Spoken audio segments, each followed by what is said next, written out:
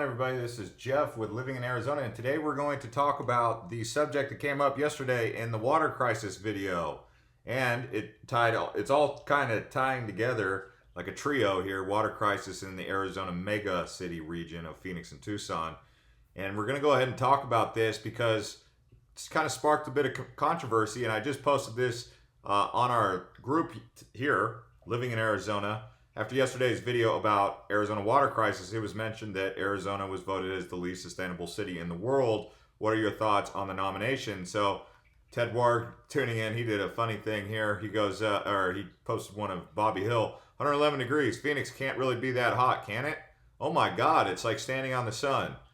This city should not exist. It is a monument to man's arrogance. Okay, so a little bit of humor from Ted. And then Michael says, sounds like the author really hates Phoenix. So you can join this group if you want to participate in these conversations living in Arizona. And so here's the article that we really had it come up on. Plight of Phoenix. How can the world's least sustainable city survive? This is just one of the articles. I did a little bit of research to see where this came from. It seemed like it kind of started in 2013. The good news is not the consensus across all of these surveys and all these people don't necessarily call Phoenix the most or the least sustainable city in America, let alone the world. But how did it get the world's least sustainable city? And we're going to talk about that in the video. And that's what we want to understand. Thanks to everyone who's been liking these videos and subscribing and turning on the bell to get notified when we create a new video. So here in this article, Joanna Walters, she lives in Phoenix. She's with the Rockefeller, or it's supported by the Rockefeller Foundation. So she kind of outlines how people, they moved to Anthem, Arizona. It's green, you know, and everything's looking lush and well-groomed and manicured landscapes. But how sustainable is that during the water crisis? And if you watched yesterday's video on the water crisis, we saw the city of Phoenix's website say basically, hey, we've got enough water to support up to 12 million people. And you know, they've even got more water supply than they can handle.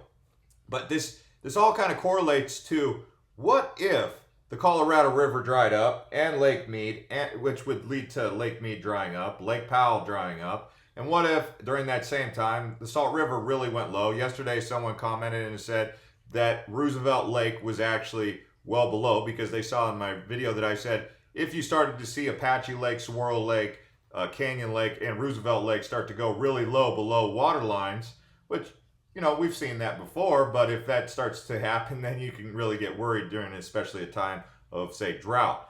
But she was saying that it actually is well below the water line, but Roosevelt Lake being the top reservoir, I guess you would be more concerned if you saw that that Saguaro Lake or Canyon Lake was getting low. But let's talk about this. So she's outlining this discussion about Anthem, this well-manicured master plan community in North Phoenix that kind of just blossomed out of the Phoenix desert 20 years ago, right? She says the virgin Phoenix desert, right? 20 years ago, Anthem sprung out of the virgin desert, a community master plan from scratch with schools, shops, restaurants, and spacious homes. Many behind high walls and electronic gates, and its own country club and golf course. It now has a population of 30,000. So in 20 years, 0 to 30,000 people. And to look around Anthem would be to imagine there is no such thing as a water shortage, but the lush vegetation and ponds not occur naturally. Phoenix gets less than 8 inches of rainfall each year. Most of the water supply for central and southern Arizona is pumped from Lake Mead, fed by the Colorado River over 300 miles away. And we talked about this in the water crisis video, so I don't want to go too far into it, but basically the Rocky Mountains have snow melt, and that leads to the tributary of the Colorado River, the Little Colorado, and that tributary eventually leads all the way, or used to lead all the way down into the Gulf of California and Mexico, the Baja, right? Long story short, this ended up becoming an issue, and people saying that the water crisis, the extreme heat. What happened? So it's not just the water. Now we're going to throw in the other component. So the main power plant here in Arizona is called Palos Verdes. So if you go to Palos Verdes nuclear power plant down south by Buckeye, you'll see that, let's just say that power went out in the summertime. What are people to do if and when that were to happen, right? And so that's a big thing. So you have this in Phoenix, it's convergence of heat. This is on grist.org, right?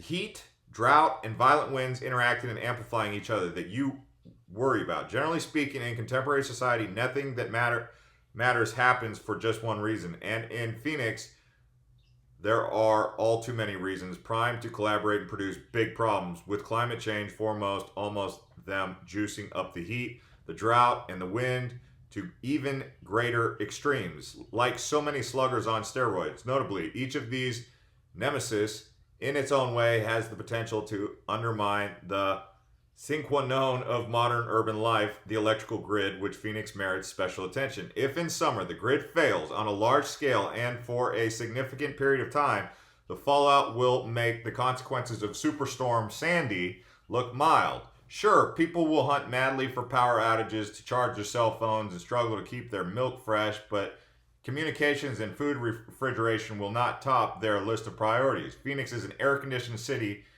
If the power goes out, people fry. In the summer of 2003, a heat wave swept through Europe and killed 70,000 people. The temperature in London touched 100 degrees.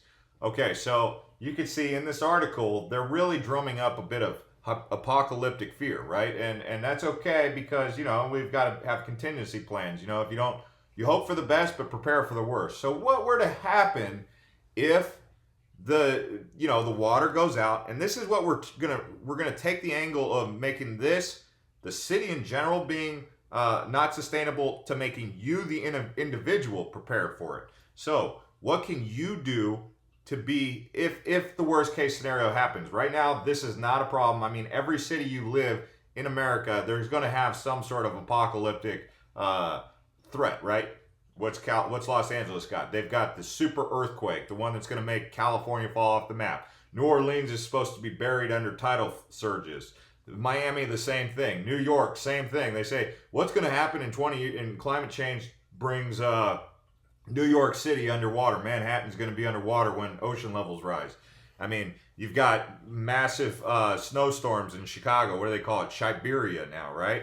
I mean, so every place really has this doomsday kind of apocalyptic thing, except for probably Denver. So now you guys are like, great, move to Colorado, right? So who's ready to move to Denver? Well, that's actually why they built that military base. You know, Air Force Central Command is in Cheyenne Mountain, or they're over in Colorado Springs, because there's not really any. It's right in the middle of the United States, so like it's pretty clear from military attack, because they'd have to penetrate. They'd have to fly all the way over Phoenix or California, New Mexico, or Nevada, Utah, just to get there, right? So it's really impenetrable, and there's not a lot of natural disaster threats there. I mean, it's on the edge of the Great Western, or the Great Plains, the plains, right? And then the Colorado Rockies. But so it's not going to get hit by Tornado Alley, right? Because it's too close to the Rockies to really be tornadic, and it's too far away from the Rockies to really get hit by wildfire, although it could. But for the most part, that area is pretty dry. So that's why Denver is probably the one place that I could think of that would be the least prone to an apocalyptic thing. But watch, knowing the way the nature or life works, it'll be Denver's luck that it actually is. Who knows? Anyways, long story short, what can you do to make your home and your life sustainable? Well, we talked about this. Solar panels. Can you get solar panels installed on your house? If the power grid went out, you won't be one of those people who's over there trying to figure out how to get a generator from Walmart or Target or Home Depot or Lowe's. Number two, if you don't want to do solar panels, get a generator, okay? So generator is, but the thing about the solar panels is they're self-generating power sources. The thing is, the city of Phoenix wants you, or the utility companies want you to plug into the grid. Okay, so another thing is, some people, if they live out in the countryside, they do water catchment. Water catchment is where you catch natural rainwater. You can't do that in the city. So water catchment in Phoenix is illegal. So what can you do to get extra water? You know, build a well. I don't know, but it depends on where you live. I don't know if it's even legal to take water and put it into a tank when there is excess amount of water or water availability, to have a tank in your backyard. That I don't know. I'd have to look into that. But that's something interesting. I haven't personally done that, but I talked about that in the water crisis video. Also, Are you able to grow your own food? Do you have, ranching, farming? What happens? Do you have backup supply of food? So it's like, if you're really worried about these kind of things, with the least sustainable city being Phoenix, I mean, what's your backup energy supply? What's your backup water supply? What's your backup food supply? What's your backup transportation? All these different things. And do you have an exit plan? Do you have an opportunity in the event of a crisis to be able to escape to somewhere and be there? Do you have a cabin up in a place that is more sustainable, cooler in the summer? I don't know. But, all these things are things that you can plan for, you can manifest and bring into your life if you're a good planner and you follow through with things. But I just wanted to bring this up because there's many articles. Look at this. Bird on Fire, Lessons from the World's Least Sustainable City, Modern Phoenix. Okay, one article here. The New Climate, Phoenix, what you might not know about the least sustainable city. In an era of drought, Phoenix prepares for a future without the Colorado River water. I mean, we talked about this yesterday. We went over all this, but this is from Yale. I mean, look at this. You've got the tributaries right here. Although the Salton Sea's dry. I don't know why they're making it look so blue. Check this article out on Yale University. I mean, even having a sustainable landscape, maybe not so many evergreens in the backyard, and going more with these rocks and these saguaros and desert plants like palo verdes or mesquites. I mean, that'll help keep at least your landscaping bill low, right? And so, but like I said, I mean, there's so many articles here. Apply to Phoenix. How long can the world's least sustainable city survive? This is on Daily Cost. And then if you come over here and you take a look at another list that was made where they talked about the least sustainable city, they gave it to Corpus Christi, Texas. This is on the Insider. So another list has Corpus Christi, Texas, Baton Rouge, Louisiana, Jacksonville, Florida. I'm not seeing Phoenix on here yet. Louisville, Kentucky, St. Petersburg, Florida, Tulsa, Oklahoma, Toledo, Ohio, Lafayette, Fayette, Lexington, Fayette, Kentucky. But I think Arizona does come in here somewhere. Cleveland, Ohio, Oklahoma City, Oklahoma, Gilbert, which is funny because Gilbert's considered the best city in America. Or in Arizona to live. Gilbert's like the best place to raise a family, yet here on this list. So I mean, it's like they said on that group on Living in Arizona, he said, it sounds like the author just doesn't like Phoenix. So, it's a matter of opinion. I don't know if we can say that Arizona is the least or Phoenix is the least sustainable city in the world. That's pretty crazy to say that. I mean, really? I mean, I'm pretty sure I could put a whole bunch of cities above Phoenix, but for them to give that title and make that article like this, world's least sustainable city survive, I mean, I don't know. I mean, hey, nothing against the author. It's just, that's a really unique claim, huh? Anyways, guys, thanks to everyone who's been subscribing and joining our groups and keeping up with us, and we will see you guys next time. Watch one of these other videos right here. Watch videos on our channel. Go to our homepage. Check it out. Look at all these videos. Tons of them. There you go. We'll see you.